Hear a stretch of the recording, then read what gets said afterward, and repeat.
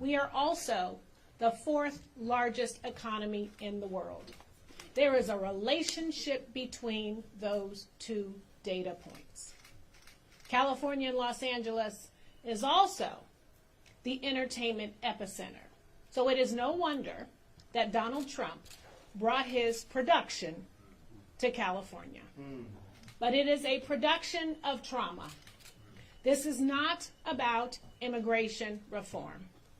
These agents are coming into our cities and they are detaining U.S. citizens, they are detaining legal immigrants, and they are detaining immigrants who are going through the legal process with their status.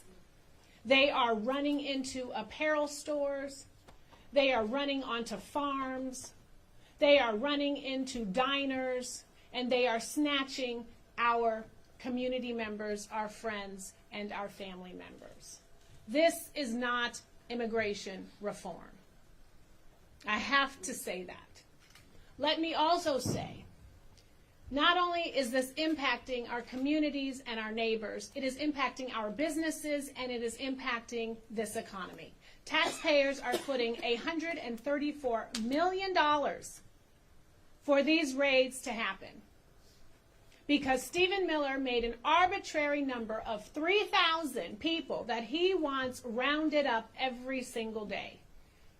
Agents are not giving identification. They are not showing judicial warrants. They are not inquiring to even see who it is that they are trying to detain. I thought they were looking for folks with criminal records, but it seems like they are looking for anyone they can find. That is a problem. It is also very important. This is why members of Congress are here.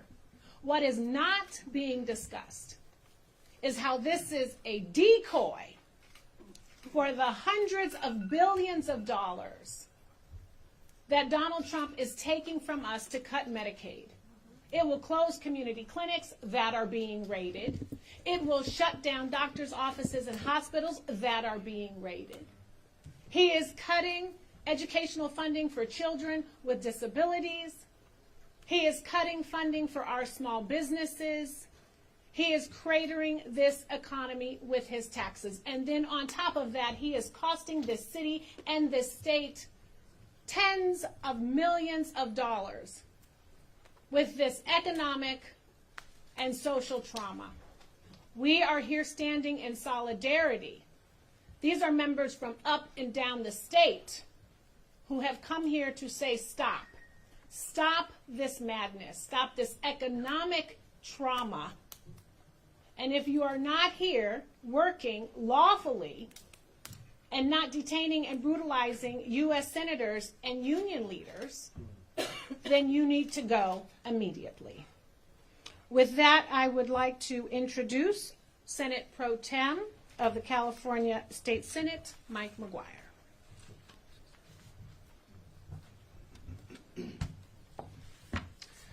Good evening.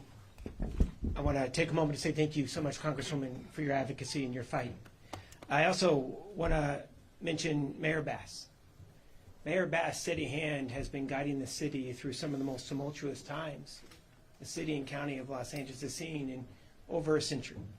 And I think we owe her a debt of gratitude for her incredible work in standing strong for the most vulnerable. And I want to say thank you so much, Mayor, and we're grateful to partner with you. I'm joined today by several senators, Senator Durazo, Richardson, Smallwood Cuevas, Menjivar, and Perez, and we are incredibly grateful for your work representing the city and county of Los Angeles. You know, it's not lost on us that it's been 60 years. 60 years since the National Guard was deployed over a governor's objection. And the last time that this type of deployment happened was to help kids walk to school in a segregated South. Fast forward to 2025, now in Los Angeles, the National Guard has been deployed to separate kids from their parents.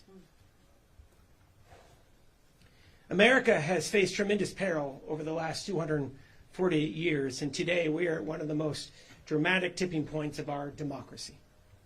There is no justification in a democracy for the un-American federal siege of a great American city. in this great county. Warrantless arrests, federalizing the National Guard, mobilizing federal troops on California soil, racial profiling of American citizens, detaining law-abiding residents, the lack of due process for detainees, throwing U.S. senators to the ground for speaking freely, and threatening the arrest of American governors. These aren't acts of a normal American president. These are acts of an authoritarian government. Candidly, acts of a thug. And let me be clear, California will never back down. We will bend to no king. And the people of California will prevail. The harder President Trump comes for the Golden State, the more unified California will be. Californians are always on the side of good, the side of justice, and the people will always win over the power of a few. And I'd like to end it right here with this and talk about our mutual aid system in the state of California. The state of California has the largest and most effective emergency response and law enforcement networks in the United States of America. And I can't be any more clear about what I'm about to say. The state stands ready to meet any and all public safety and emergency response requests from Mayor Bass and the Board of Supervisors for the County of Los Angeles. The State Office of Emergency Services has been and will continue to meet any and all needs for requests of assistance. Candidly, the mayor is working with the State Office of Emergency Services tomorrow for the marches that will be taking place across the city. And you know who knows this? President Trump. He knows that we can take care of our own. And it's time to end this siege and stand down. Otherwise, Californians will continue to stand up for our people. It is now my honor to be able to introduce the Speaker of the California State Assembly, Robert Rivas.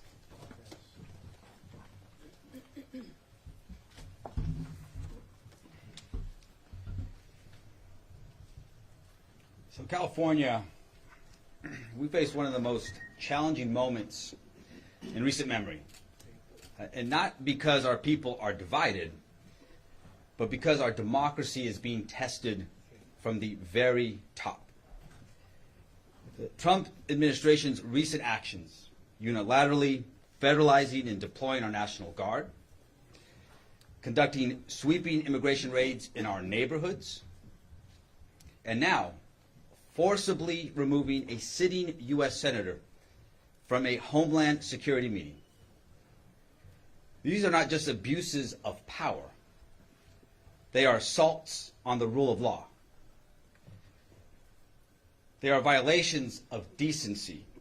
They are acts of desperation from a president who thrives on division, thrives on chaos, and who fears accountability.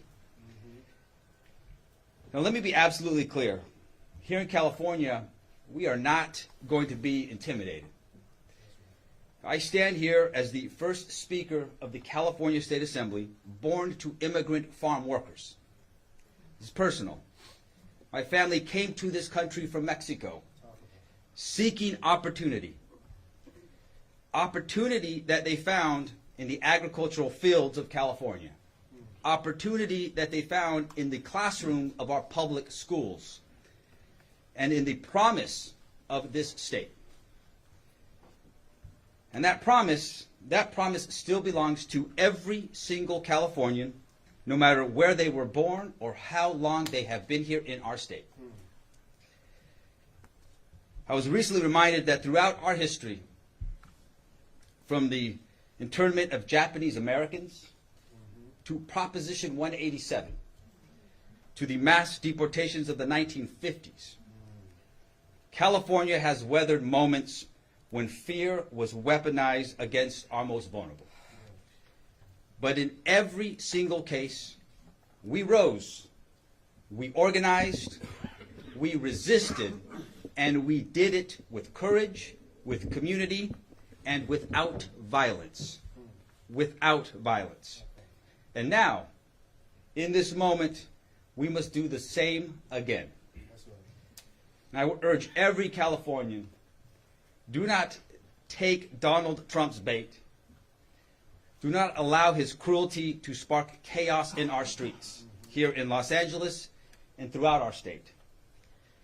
Local leaders, law enforcement, they're working hard to keep us safe. And we must work just as hard to keep the peace. This is a time for unity. It's a time for strength, for love of neighbor, and to every immigrant family living in fear at this moment, know this: you all belong here.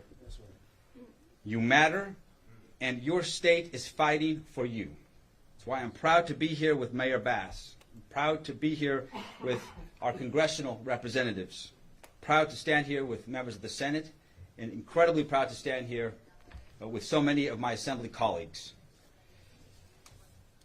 Tina McKinnon, Lisa Calderon, Blanca Pacheco, Rick Zabur, Celeste Rodriguez, Isaac Bryan, Mike Gibson, Abelino Valencia, Almer Suchi, Nick Schultz, Sade Alawari,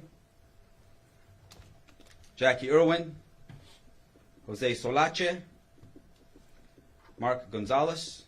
Hope I didn't miss anybody. Oh, I said Zabur. Oh, Jessica Colosa, Mike Fong. There's a lot of us in the assembly. We're all here. But I'm proud to stand with everyone here today.